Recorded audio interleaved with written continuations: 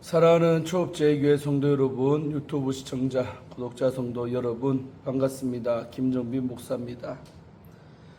간밤에도 평안히 잘 주무셨습니까? 오늘은 2026년 8월 9일 우리 성령가림절 지난 11번째 주일 아침입니다. 오늘도 복된 거룩한 주일 되시기를 주의 이름으로 축원드립니다.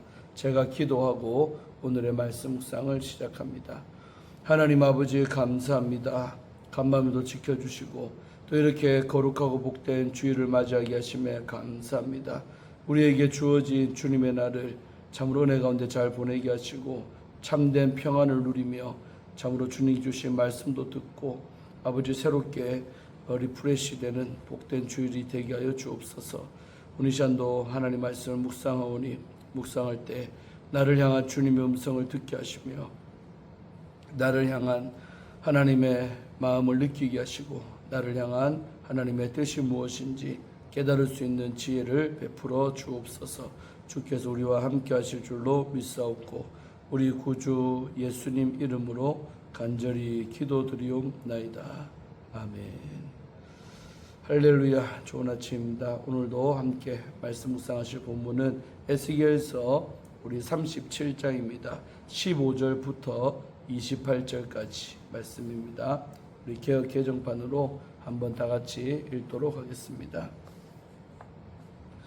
여호와의 말씀이 또 내게 임하여 이르시되 인자야 너는 막대기 하나를 가져다가 그 위에 유다와 그 짝 이스라엘 자손이라 쓰고 또 다른 막대기 하나를 가지고 그 위에 에브라임의 막대기 곧 요셉과 그 짝 이스라엘 온 족속이라 쓰고 그 막대기들을 서로 합하여 하나가 되게 하라. 내 손에서 둘이 하나가 되리라. 내 민족이 내게 말하여 이르기를 이것이 무슨 뜻인지 우리에게 말하지 아니하겠느냐 하거든 너는 곧 이르기를 주 여호와께서 이같이 말씀하시기를 내가 에브라임의 손에 있는 바 요셉과 그 짝 이스라엘 지파들의 막대기를 가져다가 유다의 막대기에 붙여서 한 막대기가 되게 한즉 내 손에서 하나가 되리라 하셨다 하고 너는 그걸 쓴 막대기들을 무리의 눈앞에서 손에 잡고 그들에게 이르기를 주 여호와께서 이같이 말씀하시기를 내가 이스라엘 자손을 잡혀간 여러 나라에서 인도하며 그 사방에서 모아서 그 고국 땅으로 돌아가게 하고 그 땅 이스라엘 모든 산에서 그들이 한 나라를 이루어서 한 임금이 모두 다스리게 하리니 그들이 다시는 두 민족이 되지 아니하며 두 나라로 나누이지 아니할지라. 그들이 그 우상들과 가증한 물건과 그 모든 죄악으로 더 이상 자신들을 더럽히지 아니하리라. 내가 그들을 그 범죄한 모든 처소에서 구원하여 정결하게 한즉 그들은 내 백성이 되고 나는 그들의 하나님이 되리라. 내 종 다윗이 그들의 왕이 되리니 그들 모두에게 한 목자가 있을 것이라. 그들이 내 규례를 준수하고 내 율례를 지켜 행하며 내가 내 종 야곱에게 준 땅 곧 그의 조상들이 거주하던 땅에 그들이 거주하되 그들과 그들의 자자손손이 영원히 거기에 거주할 것이요 내 종 다윗이 영원히 그들의 왕이 되리라. 내가 그들과 화평의 언약을 세워서 영원한 언약이 되게 하고 또 그들을 견고하고 번성하게 하며 내 성소를 그 가운데 세워서 영원히 이르게 하리니 내 처소가 그들 가운데 있을 것이며 나는 그들의 하나님이 되고 그들은 내 백성이 되리라. 내 성소가 영원토록 그들 가운데 있으리니 내가 이스라엘을 거룩하게 하는 여호와인 줄을 열국이 알리라 하셨다 하라. 아멘. 예, 오늘도 본문 말씀을 먼저 주의할 때 은혜 받으시기를 바랍니다. 자, 오늘 15절부터 16절, 17절 석절은 상징 행동이 나오죠. 두 막대기의 결합입니다. 이 단락에서는 회복에 대한 새로운 계시로 이스라엘의 통일에 관한 내용이 제시가 됩니다. 하나님은 에스겔에게 상징 행위를 보이도록 명하십니다.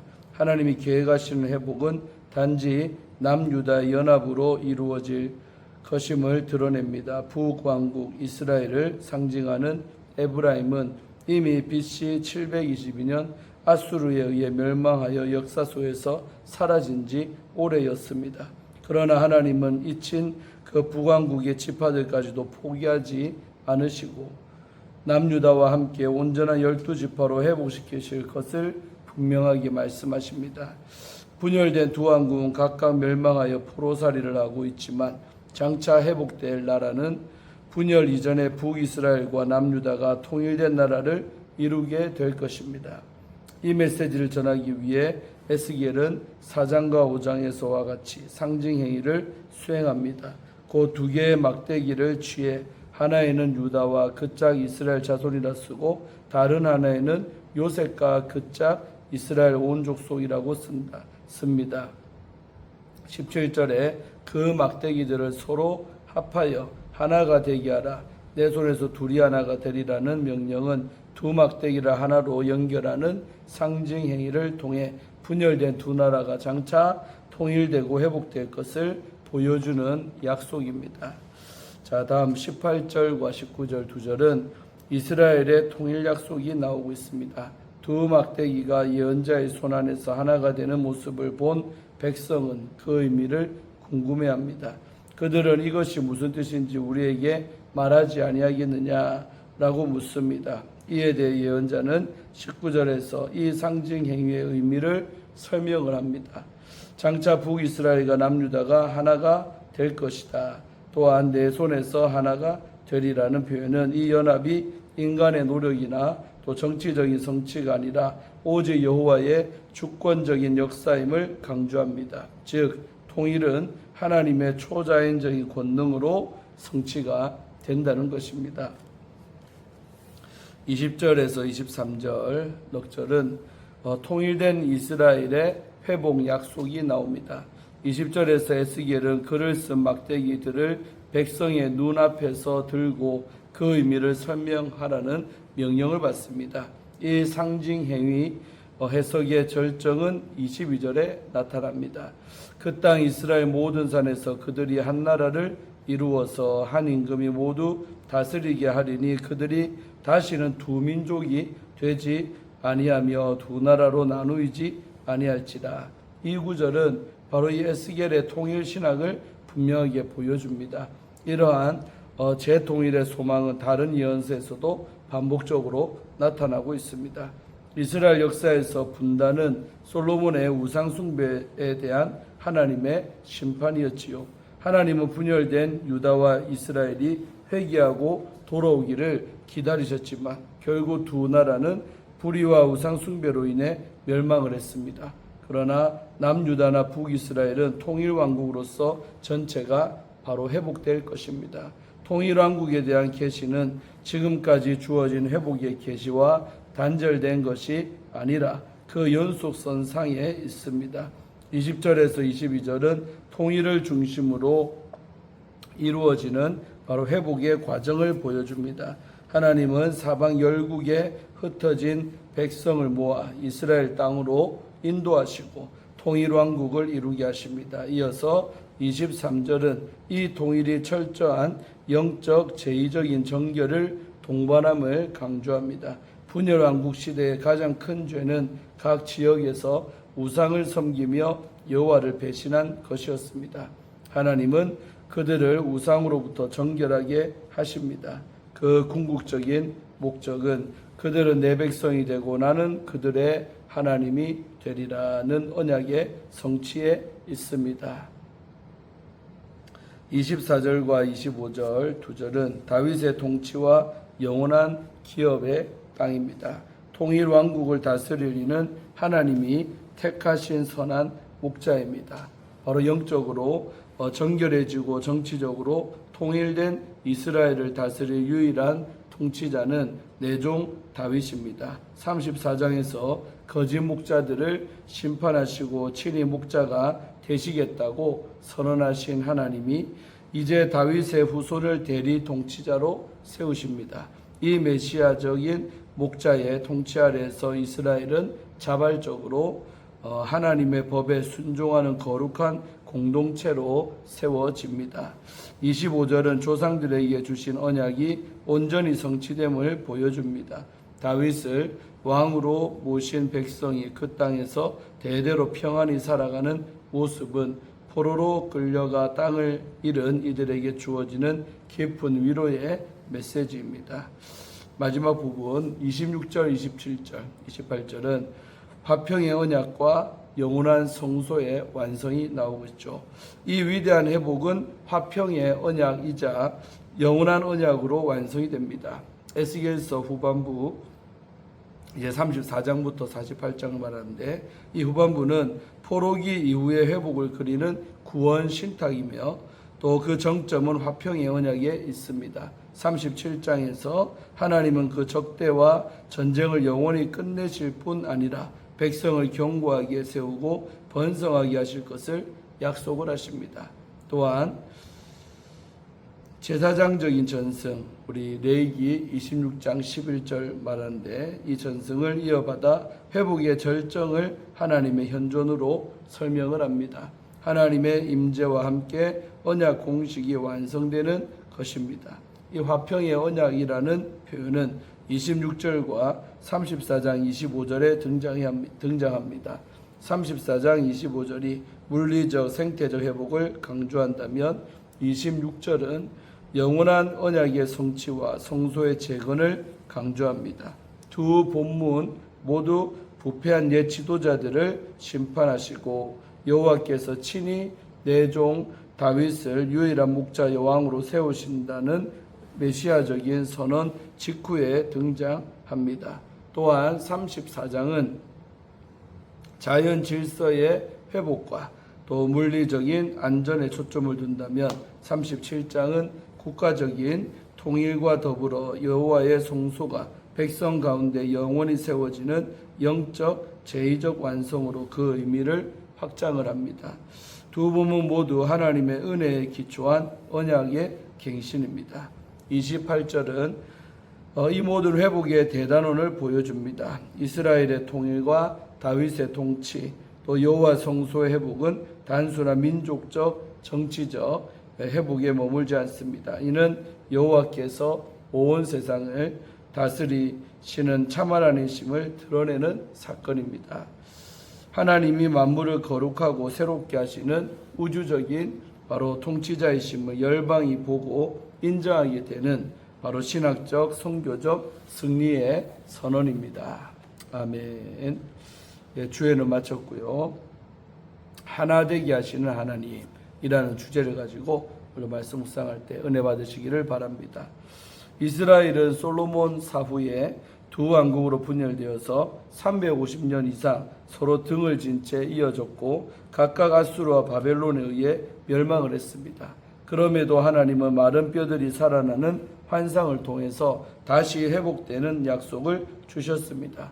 그리고 오늘 본문에서는 둘로 나뉜 나라를 하나로 합치시는 역사를 약속하십니다. 첫째로 하나님은 나뉜 것을 하나로 합치시는 분입니다. 15절부터 20절까지 말씀 중심으로 보면 하나님은 에스겔에게 두 막대기를 가져다 하나에는 유다를 또 다른 하나에는 요셉을 쓰고 그것을 하나로 합하라고 명하십니다. 그리고 이 상징적 행위의 의미를 친히 설명해 주십니다. 내가 에브라임의 손에 있는 바 요셉과 그 짝 이스라엘 지파들의 막대기를 가져다가 유다의 막대기에 붙여서 한 막대기가 되게 한즉 내 손에서 하나가 되리라. 19절이죠.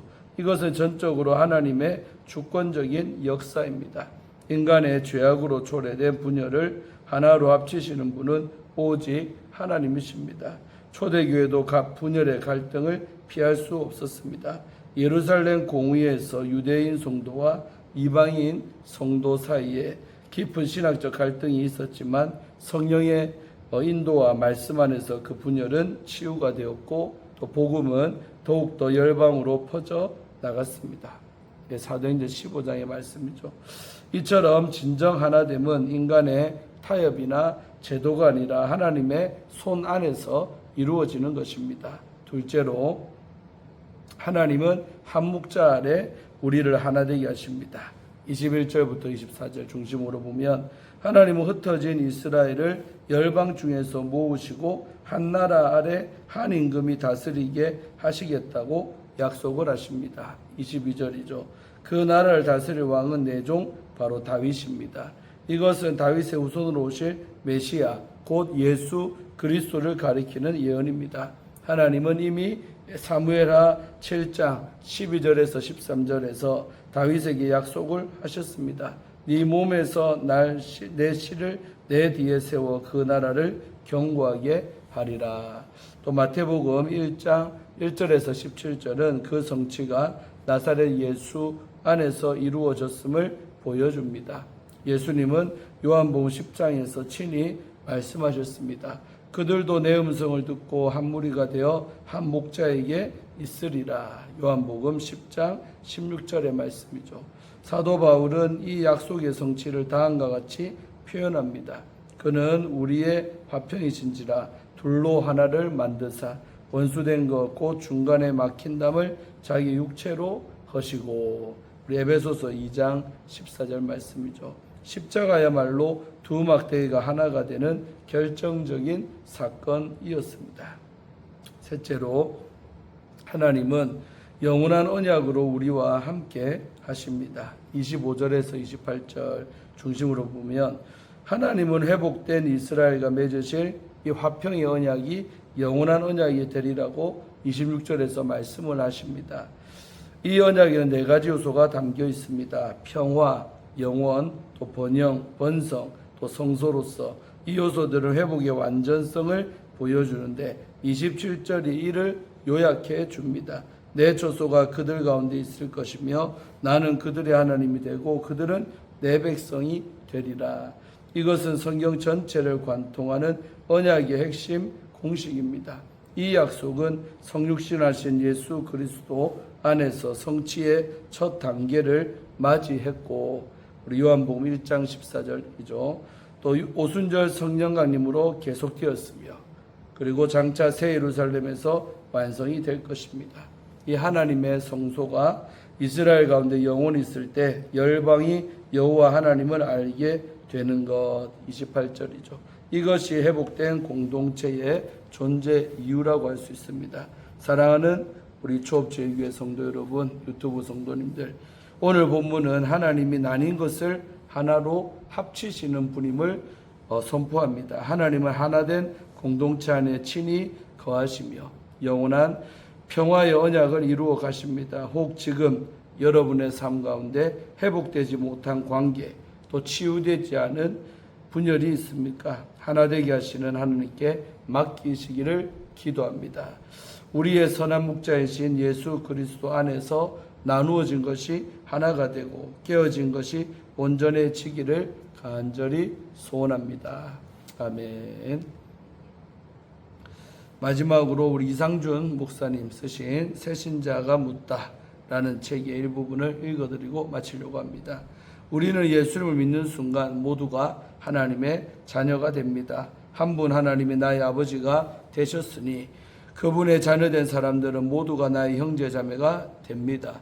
그래서 처음 보는 사람들인데도 예수님으로 인해 구원받고 하나님의 자녀가 된 기쁨을 아는 이들이기에 한 형제자매로서의 반가움과 친밀감을 느끼고 또 영적 공감대를 가지고 교제를 나눌 수 있는 것입니다. 어떤 집사님이 하루는 주일 예배를 드리고 집에 갔는데 아들이 너무나도 친근하게 다가오더니 이렇게 말을 했다고 합니다. 아빠, 오늘 전도사님이 우리 모두 하나님의 아들, 딸이라고 하셨어. 그래, 오늘 좋은 말씀을 들었구나. 그래서 말인데 아빠도 하나님의 아들이고 나도 하나님의 아들이니까 오늘부터 형이라고 부를게. 아들이 진담반 농담반 이야기에 집사님이 웃음이 빵 터졌다고 합니다. 아멘. 마지막 글이 재밌죠. 오늘 이것으로 큐티를 마치겠습니다. 하나님은 하나 되게 하시는 하나님을 님이심을 믿고 또 우리가 하나 되기에 더욱더 힘쓰는 우리 모두 성도님들, 또 가정 안에서도 분열되어져 있는 것들이 다 하나 되고 부모와 자식이 하나 되고 형제와 자매가 하나 되고 또 우리 모두가 하나 될 수 있는, 교회에서는 목사님과 성도들이 하나가 되고 또 중직자들 모두가 하나가 되고 모든 성도들이 또 하나가 되는 그 역사가 있기를 주의 이름으로 축원드립니다. 기도하고 오늘의 말씀 묵상을 마칩니다. 하나님 감사합니다. 오늘도 거룩하고 복된 주일을 허락하시고 이 주일 아침에도 에스겔서 말씀을 통해 너무나 적절한 하나님의 말씀을 듣게 하심에 감사합니다. 우리가 하나 되기에 주님께서도 힘쓰라고 하셨는데 우리 인간의 노력과 힘으로는 절대로 하나가 될 수가 없습니다. 그러나 오늘 말씀처럼 하나님의 역사로 성령의 매는 줄로 성령 하나님께서 하시면 하나가 될 줄로 믿습니다. 우리 조업제일교회가 하나 되게 하시며 이 분열된 대한민국이 하나가 되게 하시고 정말 남과 북이 하나가 되게 하시며 참으로 각종 사회 갈등이 너무나 많은데 이 시대 가운데 하나됨의 역사가 있게 하여 주시고 그것을 위해 우리가 힘써 기도할 수 있도록 도와주시옵소서. 오늘도 은혜 많이 받는 거룩하고 복된 주일 되고 하나님을 높여드리는 거룩한 주일이 되게 하여 주옵소서. 오늘 주일의 모든 일정 주님께 의탁하옵고 우리를 죄에서 구원하신 예수님 이름으로 간절히 기도드리옵나이다. 아멘. 할렐루야. 오늘도 좋은 하루 되시기를 바랍니다. 또 내일 은혜 메시안 후에 예배자들 만나서 예배드리고 내일 아침에 또 한 주 시작하는 큐티로 만나겠습니다. 샬롬.